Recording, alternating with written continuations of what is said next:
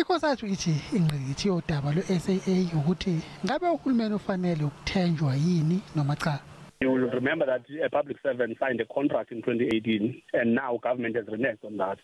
So if government fails to actually fund this plan, where government committed itself to say it was going to do everything to honor this plan, then it will be a big problem for us, because we don't want to have a situation where we have a government that we cannot trust. Sekuphele izinyanga ezinhlanu manje abasebenzi be-SAA bengaholi. Abatakuli bathi itshe selome inhlama lenkampani kahulumeni ayisenalo ngisho isenti. For the last 4 months or more, our members at SAA have had no salaries.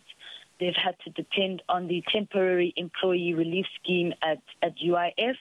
And unfortunately, that money, it's a fraction of what most of our members are earning. And they're really struggling to survive. Their families have suffered extreme hardship as a result of this long delay in this process. Kuyishumi lamabhiliyoni amarandi okumele likhishwe uhulumeni. Amabhiliyoni amabili kumele akhokhele abasebenzi ababalelwa kwizinkulungwane ezintathu imali yokushiya emsebenzini. Umsebenzi ngamunye uzothola imali ebalelwa kwizinkulungwane ezingamakhulu amathathu nengxenye yamarandi, bese kuthi umshayeli wendiza ngamunye athole imali ebalelwa kwizigidi ezimbili zamarandi. Kuyobe sekukhokhwa izikweletu ngemali esele, kuthi enye isetshenziswe ukusungula inkampani kahulumeni yezindiza entsha futhi encane kunalena esobishini njengamanje.